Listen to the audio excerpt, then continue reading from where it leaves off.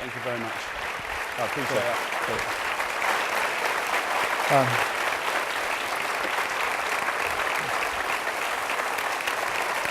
Thank you. We'll both just, but you can come over here.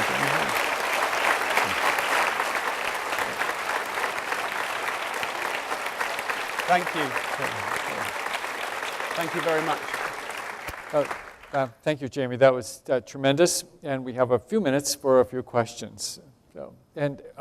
We have a mic. If someone wants to have a question, raise your hand, pose a question, raise your hand, and we'll bring the mic.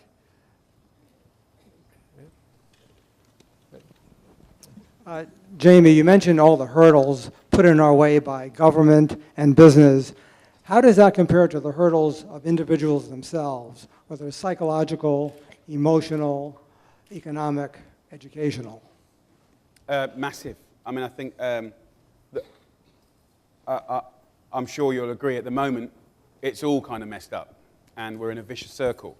And the question is, back home in England, we've got a government that says, deal with it, deal with it yourself, which is fine. Personal responsibility is absolutely a must for everyone, but there's massive parts of our communities that have no parents and have no hope, and yes, absolutely financial. But I think really everything that I do personally and everything that I kind of was discussing was about empowerment and education. And when you make, of course, in this scenario right now, with the health statistics that we have right now, of course, wouldn't it be amazing, and wouldn't you love it, if we made it absolute, and also wouldn't it be logical and right to make cooking lessons and life skills about the, shopping and budgeting and what food does to your body law in every school in the country? Of course, where they go 180 days of the year, of course the food should be good. If they're going to have breakfast and lunch, that's half the nutrition for the whole of their childhood. So everything that I kind of keep coming back to is education and empowerment. And how do we get that to people? I completely agree. I've worked in communities where you look into a mum's face and you can see the pain of being lost. And I can't, if you've seen it, then you've seen it. But if you haven't seen it, it is so common that the basic skills of life are not there, that they wouldn't even know if they were doing the wrong thing. It's an incredible vulnerability. I've seen it in both our countries. So how do we change their lives? How do we empower them?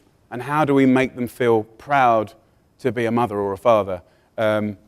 We all know that basic cooking, and let's be honest, it's 10 recipes to save your life. 10 recipes could save your life if they were the right recipes, and it's not rocket science. So the problem we've got is we've got, cartels here, the government is kind of like not wanting to do anything here, and then personally, millions of people around the world are kind of going in a vicious circle of generations and generations of bad health. And I think, correct me if I'm wrong, the statistics are that the generations, it is 3 or 4 generations now where, largely we're not turning it. So something has to happen. A little bomb has to go off somehow. In the back, microphone.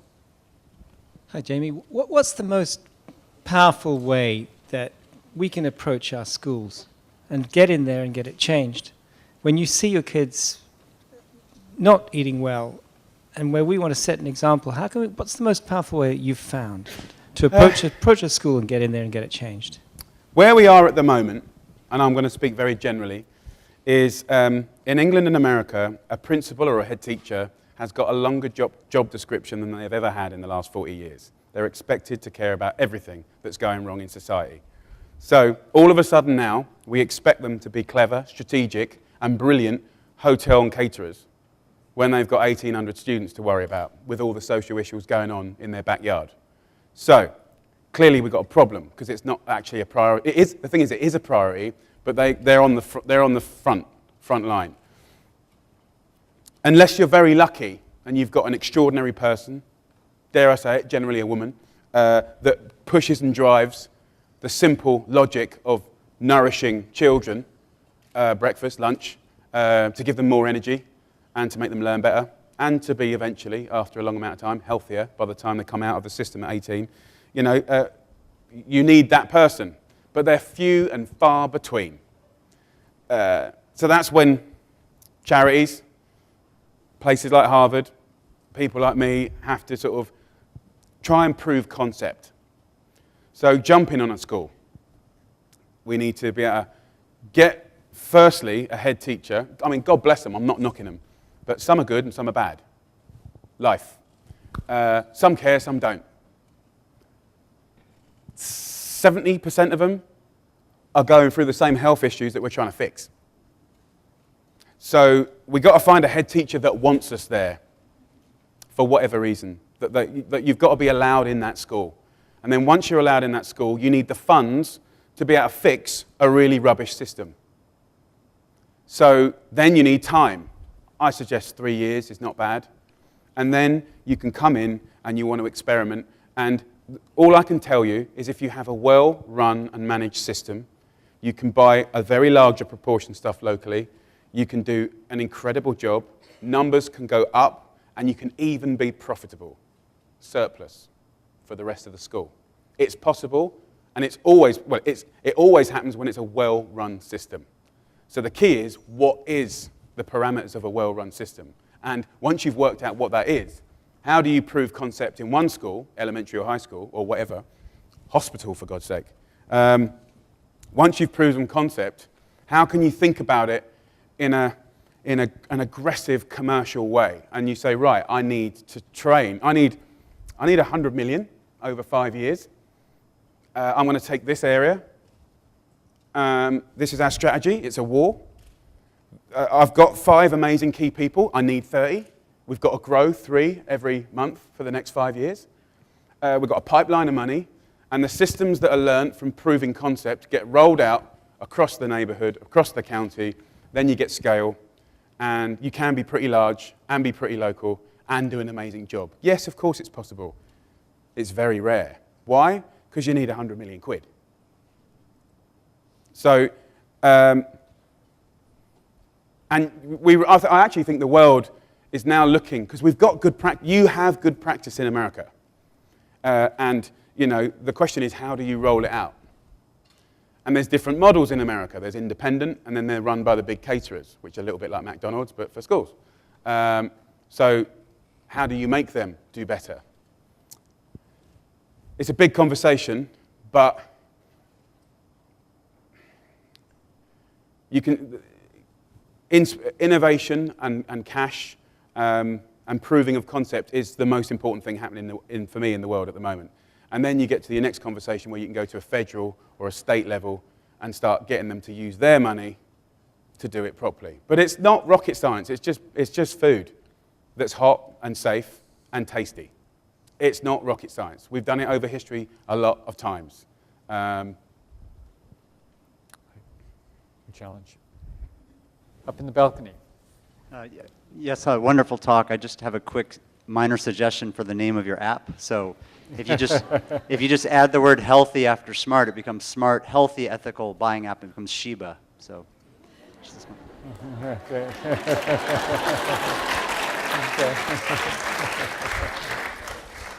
Okay, well. Thanks, mate. Do I owe you anything for that? A pint?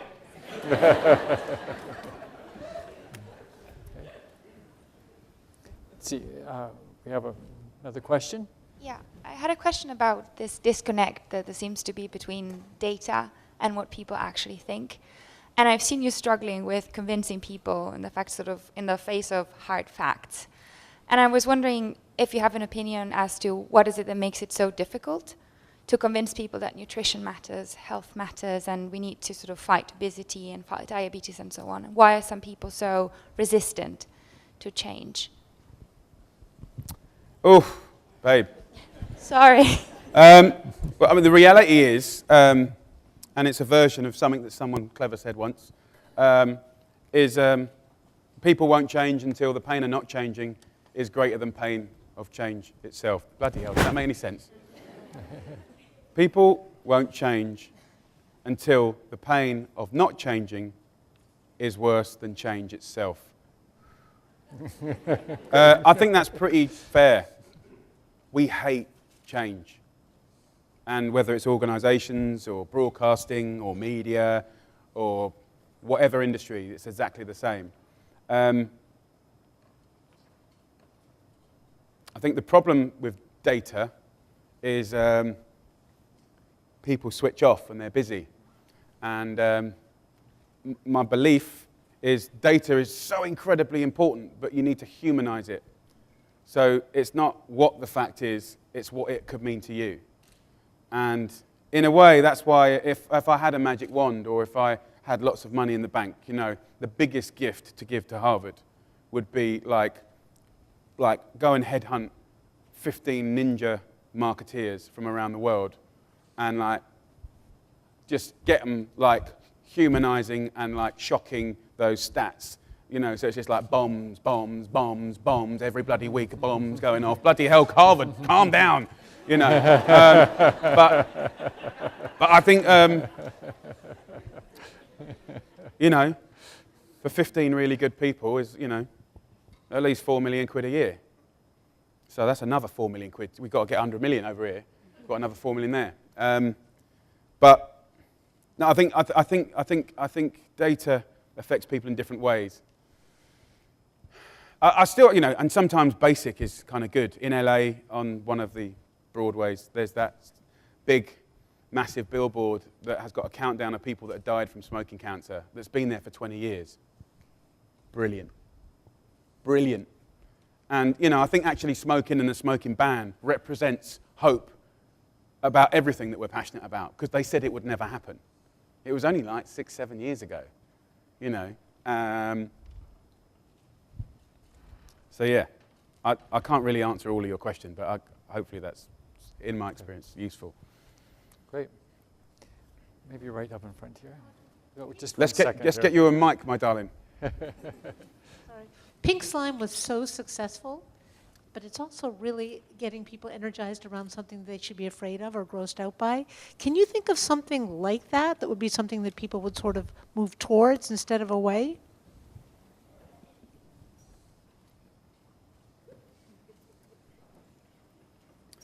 Can I think of something that could be as dramatic about moving towards something instead of moving away?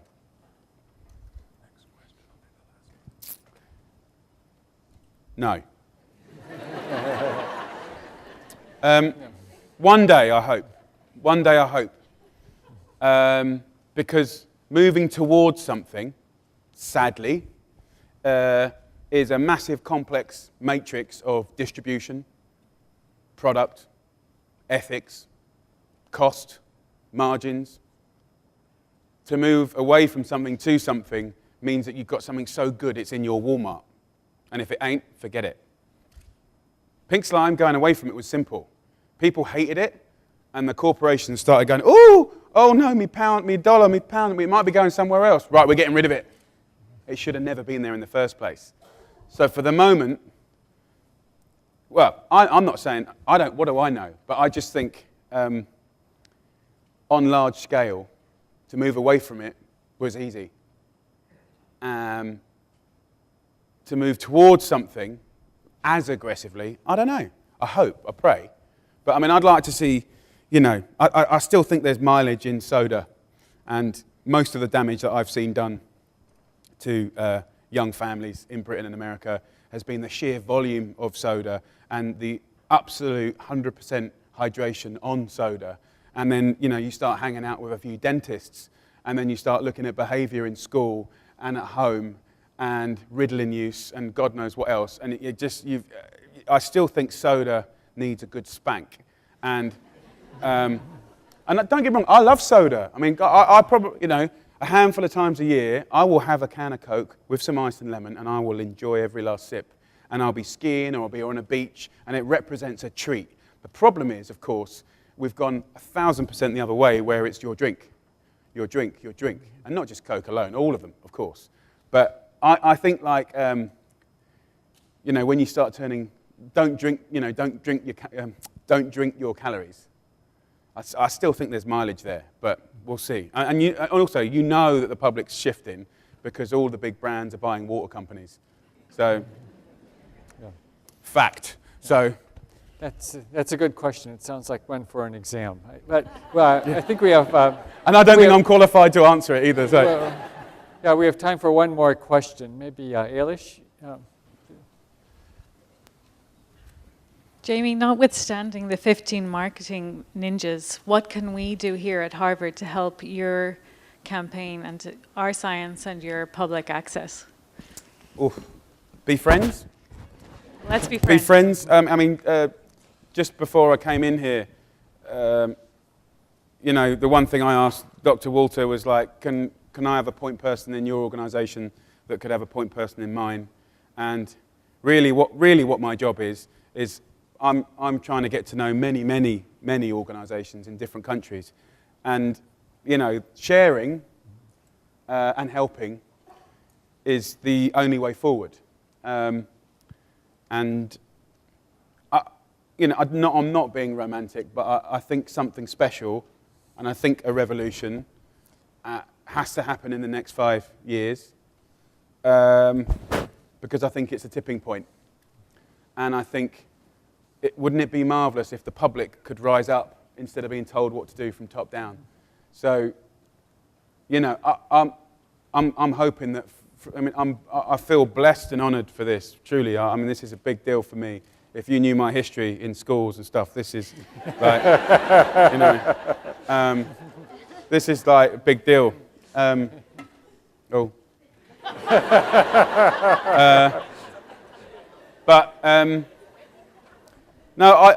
I think that I have a resource and a platform. We broadcast on 120 countries around the world. We have 2 million people come through the website every month. We have 500 active users on the forums.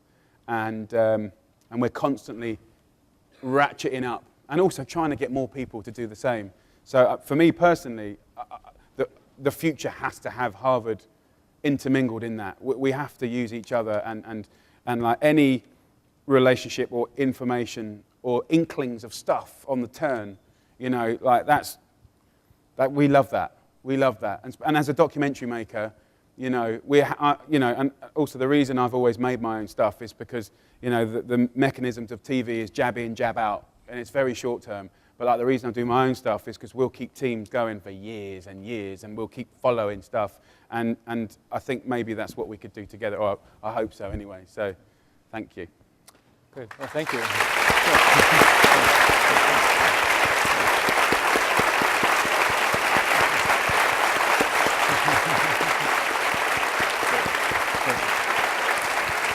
Could you take a picture of me with this, please? We have, I think, it's for my mum.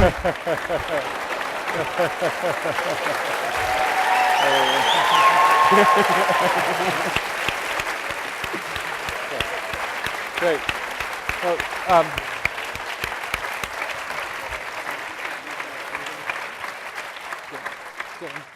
thank you, Jamie. I think you've got a lot of allies here in this room. Dean Frank will say a few words to close. Well, thank you very much, Jamie. I think this has been really, really inspiring. I especially love the idea that what you believe in is the public, because we are the School of Public Health. And our business is the health of the public, and we have always been allied with the public. That's exactly the meaning of what we do. But I want to just close, first of all, by thanking everyone for coming here, thanking you, Jamie, for all your work, not just for accepting the cup, but for all the work you see. We like to think of universities as a meeting ground, a place where people like yourself who are out there changing the world can come together with our scientists, with our professors who are studying the problems, but who also, more than anything else, want to see how what we do day in and day out at the university changes the world and makes the world a better place. And in this university, we are engaged in the idea of how do we mobilize the power of science, power of what we do, to improve the world. And we know that we exactly need this interface with this interaction. So I'm glad that you talked about having point persons in each other's organizations. I want to again thank the Nutrition Roundtable, which came up with the whole idea. And I very especially want to thank all the members of the Department of Nutrition, many of them are here today, who do a fantastic job every day. To reward ourselves after this very nice session, we have prepared some, I hope, very healthy refreshments out here. Otherwise, we'll be in your in your Twitter or whatever other form of communication. But please exit the doors at the back, and the ushers will show you where the healthy refreshments are. And please continue the conversation about how we can make the world a better place. Thank you.